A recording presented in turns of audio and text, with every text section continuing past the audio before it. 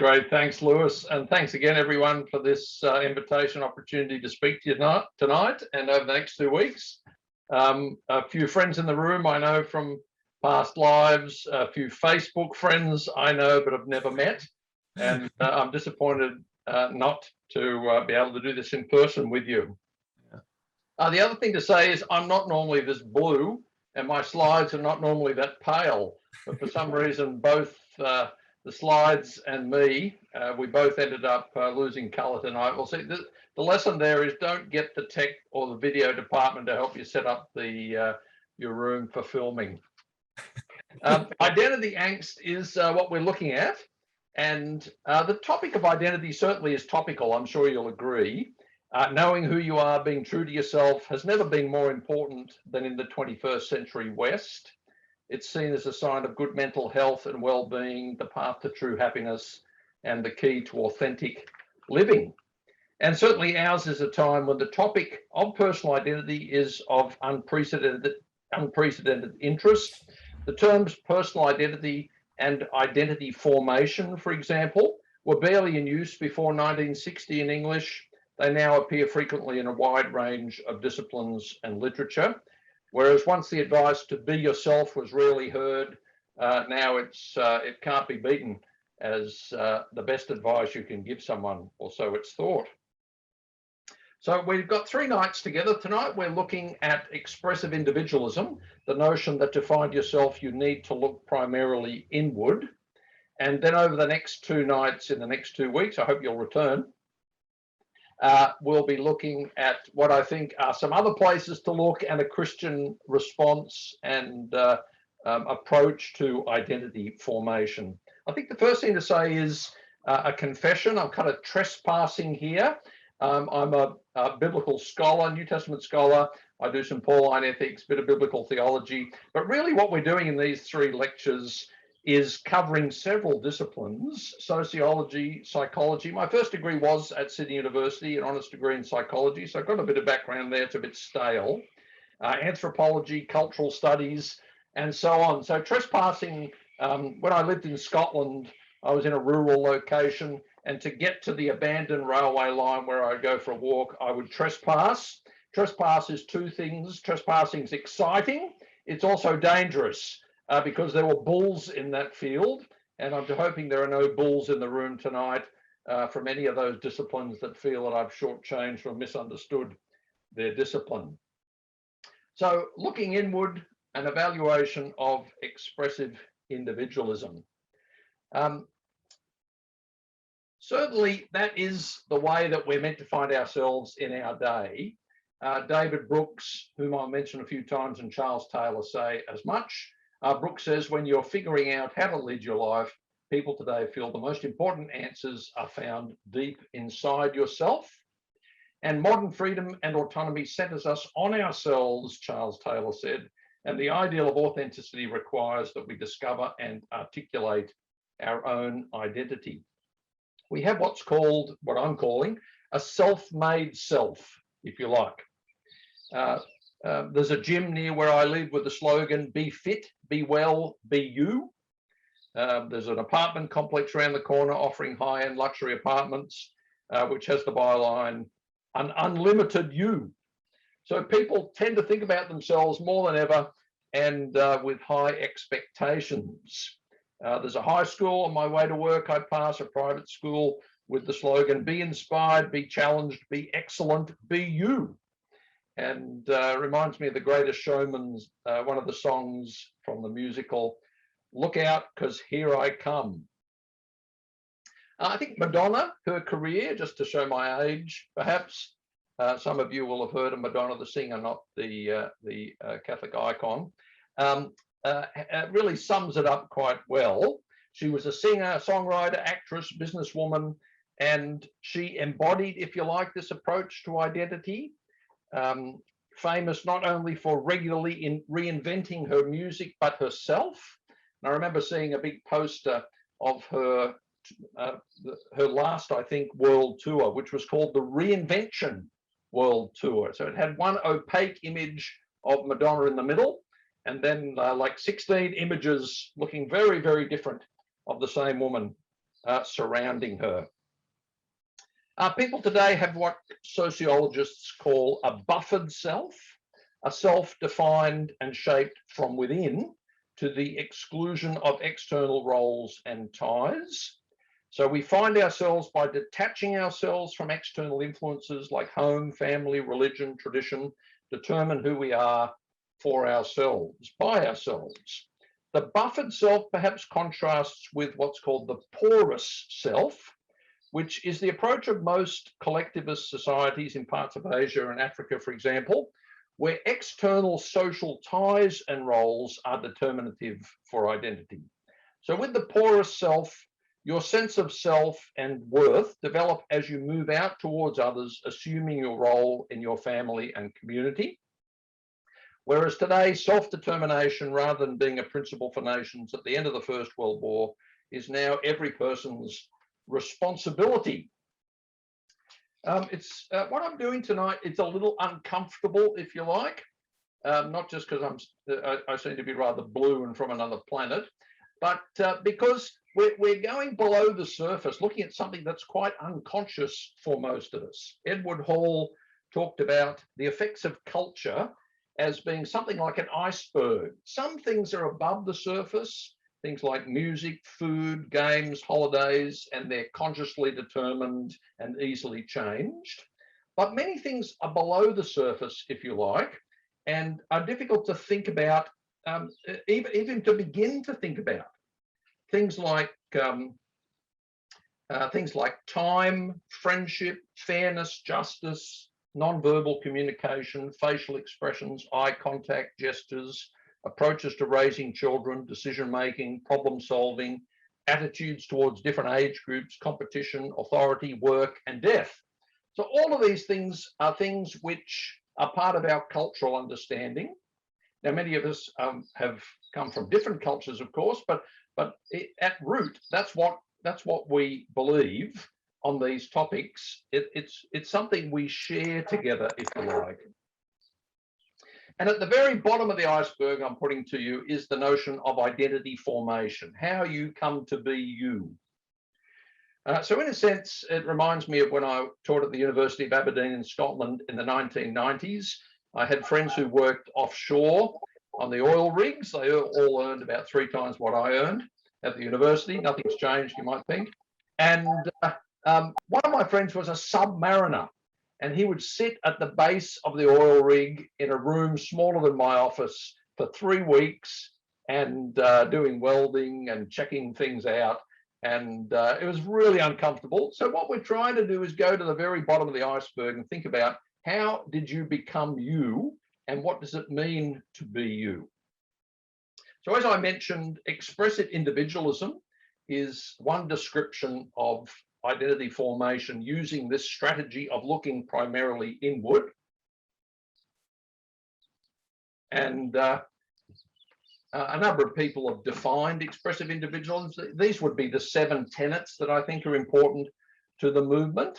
The best way to find yourself is to look inwards. That's the primary one. But beyond that, the highest goal in life is happiness. All moral judgments are merely expressions of feeling or personal preference. Forms of external authority are to be rejected. The world will improve dramatically as the scope of individual freedom grows. Everyone's quest for self-expression should be celebrated, and certain aspects of a personal identity, such as their gender, ethnicity, sexuality, etc., are of paramount importance. So the 7 points form a coherent worldview. They tell a compelling story, and most importantly for our purposes, they set out a strategy for forming our personal identity. So much of these 3 lectures, I'll be pointing out what I think are the shortcomings of looking only inward to find yourself. However, I think it would be a mistake to critique the movement of expressive individualism without also understanding its appeal and the attractiveness of its basic values. As Charles Taylor puts it, when evaluating the movement, we must distinguish its higher ideals from its debased practices. My main objection to expressive individualism is the exclusivity it attaches to looking inwards to find yourself. So I don't think there's anything wrong with looking inward, but I think exclusively looking inward is problematic and leads to all sorts of problems. So 3 benefits of expressive individualism that I would mention first up. The first one is inclusion, which of course is a buzzword in our society today. And I think expressive individualism is driven by the admirable desire to see marginalized groups in society affirmed as full members and given appropriate dignity. Francis Fukuyama's book on identity, which I'll mention a little bit later, runs this line. Many individuals with identity markers different from the mainstream, even in relatively harmonious multicultural societies, long for recognition and acceptance. And I think inclusion is one, or at least steps towards inclusion, is one of the benefits of looking inwards. Another benefit is, of course, self-reflection. Personal exploration is commendable. Self-reflection acknowledges the gains of living an examined life, the alternative to which is obviously not attractive. Indeed, the movement of expressive individualism is in part a reaction against the 1950s culture of conformity, which is believed to have crushed individuality and creativity, was too concerned with production and concrete results, repressed feeling and spontaneity, and exalted the mechanical over the organic. So one of my goals tonight is to offend everybody. So that's my first shot. I was born in '59, actually, so I can't really hide on that one. The third one is authenticity, being true to yourself, which everyone from Oprah to the Pope, I imagine these days, says that you should be true to yourself. Authenticity, I think, as a moral ideal is commendable, especially if the alternative is a blind conformity to external demands or being a fake or a phony. It's much better for a person to inhabit an identity that they own and can fully appropriate, feel comfortable in their own skin, those kind of ideas. One psychologist said that authenticity is correlated with many aspects of well-being, including vitality, self-esteem, and coping skills. Okay, well, that's enough positive things to say about expressive individualism. The rest of tonight, I'm going to kind of run the ruler over it and tell you why I think it's not turning out to be very helpful in the end. Clifford Geertz, who's an anthropologist, put it this way, if rather abstrusely, but in this company, I'm sure you're drawn to abstruse, so I thought I'd throw this in. He says, the Western conception of the person as a bounded, unique, more or less integrated motivational and cognitive universe, a dynamic center of awareness, emotion, judgment, and action organized into a distinctive whole and set contrastively against other such wholes and against its social and natural background, is, however incorrigible it may seem to us, a rather peculiar idea within the context of the world's cultures. So in other words, it's a new idea, and Geertz is not that thrilled with it, but let's have a think about it together. So I have 3 criticisms to make of the self-made self, of the movement, and they are that it produces a fragile self. I was brought up a Baptist, so I'm going with some alliteration here, excuse me on that score. It's failing in terms of leading to what we might call a good life, and it's faulty in various respects in that there are other places to look to find yourself. So that's where we're heading. Certainly one thing I've learned in the 25 years since my own identity crisis, so jokes aside, my interest in this topic is quite personal in that I had some kind of crisis in the mid-90s and was wondering who I am. Coming out of that crisis. And when I've talked to people about identity, about their own lives, it has struck me that more and more people are today wondering who they really are. People who've been made redundant, people whose parents have died, people whose identity online makes them feel like a phony, people who feel deflated by their aspirations for life not coming to fruition, people who feel diminished by all-consuming responsibilities for children and or parents, people who feel at sea in our rapidly changing and increasingly complex world. And I think that's why I've given the title of the series of lectures, Identity Angst. More amusingly,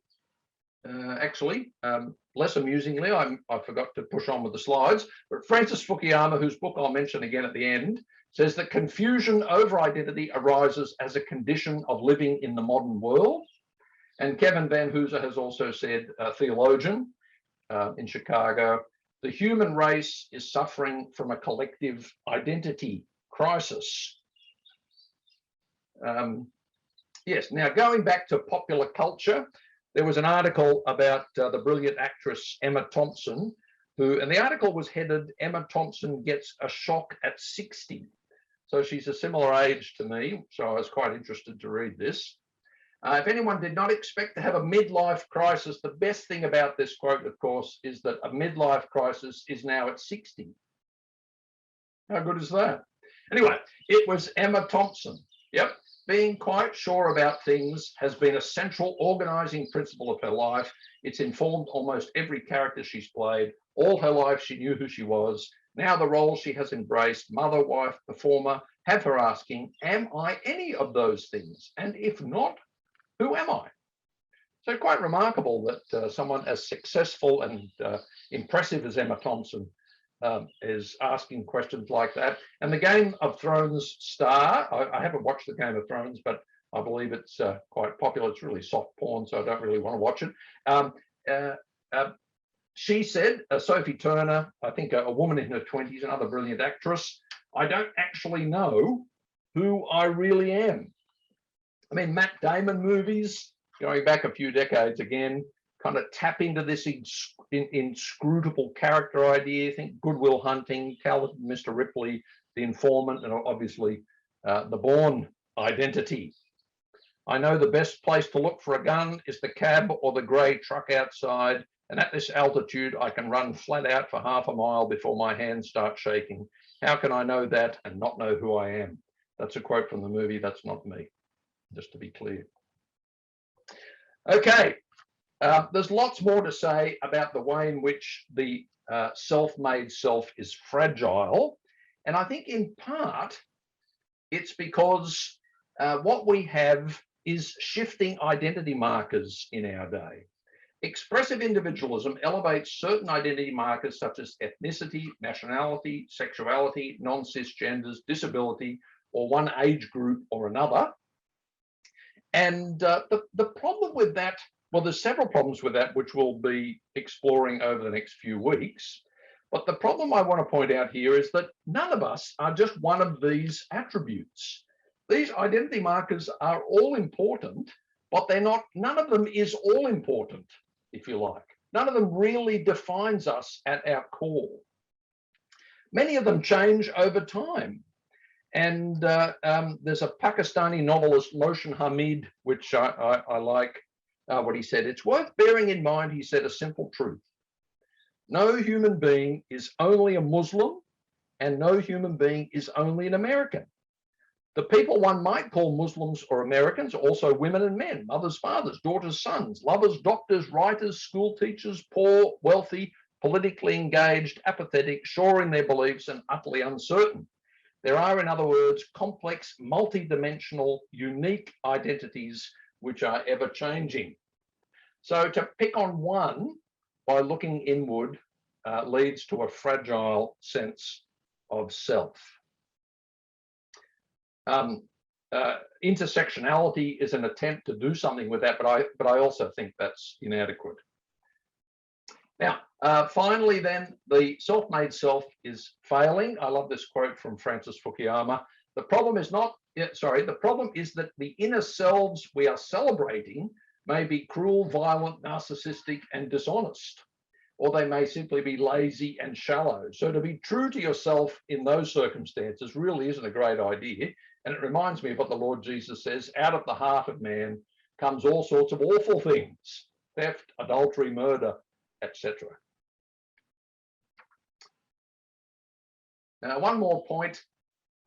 That was, it actually moved on. I didn't realize. Yeah, so we've gone now from fragile to failing, my second F, and Francis Fukuyama led the way there. What I'd like to do now is briefly run the ruler over the fragile self, over the self-made self, in terms of what I'd like to call the good life. Now, obviously, the good life, and there's some philosophers in the room, and at that point I'm ducking for cover. But I think the good life is something worth thinking about. And the good life has a long history in human thought, of course, going back to Socrates, Plato, Aristotle, and many of their followers. And the debate then was about, is the good life about health, wealth, and beauty, or is it about virtue and character? So they're good questions. And then in our day, of course, positive psychology has raised questions about human flourishing and the good life. So traditionally, when I did psychology, the focus was on pathology, how to fix people who were going wrong. And then positive psychology with Martin Seligman and the like came along and said, well, why don't we study people who are flourishing, see what they're doing, and then tap into that. I've devised 5 tests of the good life, all of them beginning with E. Again, my Baptist roots, I'm proud to say. The existential test, how does the self face suffering and disappointment? The egotism test, how does the self deal with pride and envy? The ethics test, what about weak and lowly people? The enemy test, how does the self-made self deal with enemies and injustice? And the enjoyment test, how does the self measure up on things like happiness and pleasure? So the 5 tests look at what we might call the existential, the ego, the ethics, the enemy, and the enjoyment tests. I'm just checking, I think I've just got the one slide here, yes. So we'll stick with this slide for a while. First of all, the existential test. I think my contention here, very briefly, is that the self-made self is not suited to cope with adversity. Everyone's life meets adversity at one point or another. Some very early in life, certainly at some point in life. From about the age of 50, every one of my peers had faced one or more burdens they were not expecting and they were not equipped for. I had them feeling completely out of depth. So all human lives are marked by serious illness, heartbreak, tragedy, loneliness, grief. A few years ago, my son Toby, my youngest child, finished primary school. The school held a graduation where every student was introduced by their teacher and they walked across the stage. When I finished primary school, they just said, get out of here. But anyway, these days they had this wonderful graduation. It was a great night. As they walked across the stage, the child was beaming with promise. And in every case, the teacher gave a glowing description of their likely future. And I was struck how fortunate I was to be in the presence of so many forthcoming music and movie stars, world leaders, captains of industry. Interestingly, there was not a single office worker or tradesman in sight. And I think the stoking of such lofty aspirations for our lives is not a healthy thing. As one author put it, the self-help books, which you'll find in a bookshop, really don't know what it is to be meaningful. According to the self-help industry, this is always found within the individual. The person looks simply within themselves. What we have now is what might be called the fragile generation, as Jonathan Haidt has called it in a book that some of you might be familiar with. So since we live precariously on this planet, in a world characterized by futility and frustration, under the sun, to recall the book of Ecclesiastes, I think utopia, and that's another term that's bandied around, the utopia complex, which young people are sold. And despite our fear of missing out, we all miss out in the end. And the self-made self, formed by looking only inward, is inflated by unrealistic expectations, is ill-equipped to cope with life struggles, and will be likely crushed under the weight of its disappointments. Secondly, the egotism test. More briefly, narcissism's on the rise. Everyone's reporting that. No one owns up to it, of course. and there are unparalleled opportunities for comparison. The problem with comparison is it either leads to pride or to envy. So if I compare myself with you and you're superior, then I feel envious. If I feel superior myself, I'm prone to pride. And with the rise of social media, such comparisons are so much easier. And Facebook alone has 2 billion users. So it's possible, of course, to use social media and not be occupied with yourself in an unhealthy way. Neil Foster is someone I follow on social media, actually. Often has very helpful things to say. So hello to Neil. I'm not sure that we've ever met. But I think excessive self-expression can lead to self-doubt. And some studies have found that the focus on the self that comes with social media leads to lower self-esteem. Certainly the message that each of us is exceptional comes from many sides and can lead to an unhealthy arrogance. The self-made self then is, I would put to you, prone to pride and envy. Pride's not so much thinking too much of yourself as thinking too much about yourself. And social media certainly feeds that endlessly. Correspondingly, humility is not thinking poorly of yourself, but thinking about yourself less and more about others. So the self-made self, in focusing too tightly on itself, is prone to puncture and distortion. The ethics test is my third one. You can basically see where I'm going with these.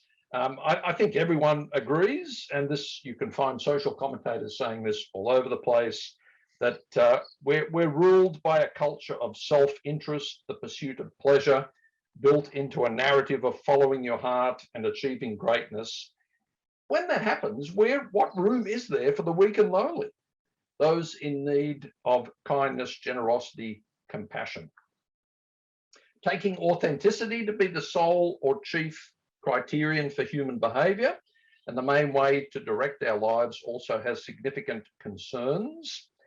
Charles Taylor put it this way: our ties to others, as well as external moral demands, can easily be in conflict with our personal development. C.S. Lewis observed that every time you make a choice, you turn a central part of yourself into something different. The part that you choose, that chooses, into something a little different from what it was before. So I think authenticity is actually a two-way street. We act out of our identity, and our repeated acts alter our identity. So the very idea of looking within your heart to find yourself and express yourself is a little naive. The self-made self, in following its heart, can be prone to heartless behavior. The fourth test is the enemy test. And these days, there's more anger and outrage than at any other point in my lifetime, certainly. There's a number of reasons for that. Road rage, for example, is on the rise. The whole business of call-out culture, cancelling people. And I don't think any of this is surprising. Because our identities become so important to us once we've found them. Arthur Brooks explains that our culture of contempt is rooted in what he calls motive attribution asymmetry, the assumption that your ideology, my ideology is based on love, whereas my opponent's ideology is based on hate. And you see that everywhere, basically. People and algorithms in social media feed this very thing. So he believes that the sources of this widespread phenomenon are divisive politicians, screaming heads on television, hateful columnists, angry campus activists. But I think the rise of expressive individualism plays a part in this. Francis Fukuyama again says, demand for recognition of one's identity is a master concept that unifies much of what is going on in our world today. The universal recognition of which liberal democracy is based, has been increasingly challenged by narrower forms of recognition based on nation, religion, sect, race, and ethnicity and gender. And I think these things lead potentially to more conflict. Then finally, the enjoyment test. Now, you would expect, wouldn't you, that expressive individuals would lead to more pleasure. And the strange thing is that that isn't the case. We've had lots of studies on well-being and happiness, and happiness is not superficially defined. It's defined in positive psychology in terms of human flourishing. And those measures are showing that happiness in general in society is in decline, and things like mental illness, anxiety, and depression are on the rise. There's also something called the happiness paradox. There was a study done at the University of Melbourne. So Melbourne's good not just for coffee, but also has the best university in the country. At the University of Melbourne, showing that, that's true, Lewis, that's been proven, that overemphasizing the importance of happiness can result in a decrease of happiness, an increase of unhappiness. And the title of the paper was, Don't Always Look on the Bright Side of Life. The pursuit of happiness at the expense of other motivations may paradoxically be making us sad. So it seems the self-made self misses the mark when it comes to the enjoyment test by naively assuming a direct link between satisfaction of desire and lasting pleasure and happiness. So I think we'll just skip along there. Yes. Now, well, first of all, just to say, I think there is a case to be made that there are a number of things in our society that have led to these unfortunate trends. People point to things like not enough mindfulness, technology addling our brains, crowd behavior, the failure of major institutions, loss of shared values, absence of community cohesion. All of them, I think, are playing a role, but I would see them as symptoms rather than the root cause. And I think that a shift in the way we do identity formation is a big part of the problem. And then by looking only inward, it would hardly be surprising for such an approach to produce an identity that is self-deceived, self-absorbed, and self-centered. Okay, finally, and then we'll have time for questions. The self-made self is faulty. There are other places to look to find yourself. So in response to the buffered self, social science has increasingly been defining personhood in relational terms. We find ourselves by we know ourselves in being known by persons other than ourselves. I think the limitations of self-knowledge are impressed upon me. To give you a trivial example, every time I shop for clothes and the change room has more than one mirror. So if I'm used to seeing myself here, whereas you see me like this and like this. You know me better than I do. So when I get in the change room and the mirrors are on either side or behind, my immediate response, I'm not sure if anyone else shares this response, but is to say, oh, who is that? And I don't think there's any doubt that we find ourselves by being known by persons other than ourselves. So the social self is something we'll be looking at in week 3. We also look backwards and forwards to find ourselves. We're part of stories, and our lives are narratives. Tim Keller puts it this way: everyone lives and operates out of some narrative identity, whether it's thought out and reflected upon or not. But I also think we need to look upwards, and religion, as you'll know, is traditional religion in the West, at least, is in decline, apart from in migrant communities, which seem to be overlooked for some reason when they talk about these things.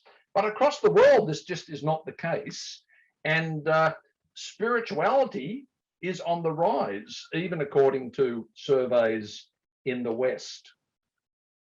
We could talk a lot more about that last one, the fact we need to look up.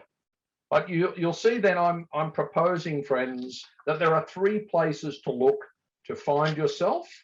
And I did a little experiment. My own contribution to social science research was to look at my 1,800 Facebook friends, at their profile pictures. Actually, I got my PA to do it.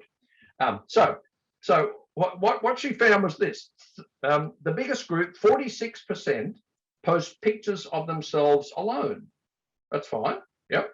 But 38% post pictures of themselves with significant others, defining themselves in social terms. And then the biggest group next is 12% who post pictures that carry associations of experiences or accomplishments or passions. They hold up a degree, a golf club, a rifle, they're on a surf ski, etc. Yep. And then you have a few people who post pictures of animals or famous people for some reason. So there are three other places to look to find yourself. We look around because we're social beings. We look backwards and forwards because we're narrative beings, we're storytelling beings, and we look up. In the next 2 weeks, I'll try and show how the third direction affects those other two directions. So I'm not sure if I made up some of this Latin, but rather than simply being Homo sapien, we're Homo sociologicus, social beings, we're Homo narratus, storytelling beings, and we're Homo adorans. We're profoundly social, deeply story-driven, and we have eternity in our hearts, to quote a verse from Ecclesiastes, probably out of context. Okay, I haven't said much about the Bible. Seems like a bit of a rip-off, but we're in our submarine at the bottom of the iceberg. So just to give you a taste of how the Bible might address some of these things in, I think, very striking and helpful ways. First of all, the temptations in Adam and Eve and Jesus. I had an article published on that in the ABC Religion and Ethics website some years ago. And you've all read it, of course, haven't you? You all did your homework, of course, yes. So you've done some reading on this. The two other ones I want to point you to are remarkable sayings of Jesus and Paul, which are as objectionable in our day of expressive individualism as you can imagine. Expressive individualism could be summed up in two statements. To be yourself, you have to find yourself, and you belong to yourself. No one can tell you who you are. You belong to yourself. And then when you read Jesus, he says the opposite of the first one. It sounds like a kind of a deliberately provocative rebuttal of expressive individualism. Whoever finds themselves will lose themselves, but whoever loses themselves for my sake will find themselves. And the Apostle Paul said, you are not your own, underscoring the social nature of our identity. So friends, I think I'll leave it there. I forget. Oh yes, so a few book recommendations. There's a book called Known by God, which I wrote some years ago, which you can pick up at all good bookstores. I've got another book coming out called How to Find Yourself, Why Looking Inward is Not the Answer. My friend Carl Truman wrote the foreword. I'm very happy to say, because I think that will help sell the book actually. And he himself has a brilliant book on expressive individualism called The Rise and Triumph of the Modern Self. And his book is really about the roots of expressive individualism. I'm more interested, not being a historian, a modern historian of ideas as he is, I'm more interested in what I would call the fruit of expressive individualism, and somewhere else to plant yourself. Yep, if just to extend the metaphor of botanical features there. I've mentioned Francis Fukuyama's book, Identity, which is an excellent read. David Brooks is one of my favorite authors. New York Times columnist, has written so many books that are worth reading, but The Road to Character is one that I would recommend. Also The Social Animal, and then The Two Mountains, his a recent book I would recommend. And then Charles Taylor, of course, is unavoidable on these topics. And The Ethics of Authenticity is the one I quoted from tonight. So to end off, I'll quote my favorite novelist in recent years, Marilyn Robinson, who says, nothing is more unfathomable than ourselves. individually and collectively, at any given moment, and from the earliest beginning of human time. So if I've said stuff tonight that's too confusing, not well thought through, then I blame Marilyn Robinson, who said it well, that the topic is unfathomable. So it ain't my fault. So at that point, I'll hand it back to our Tonight Show compere, Lewis Jones.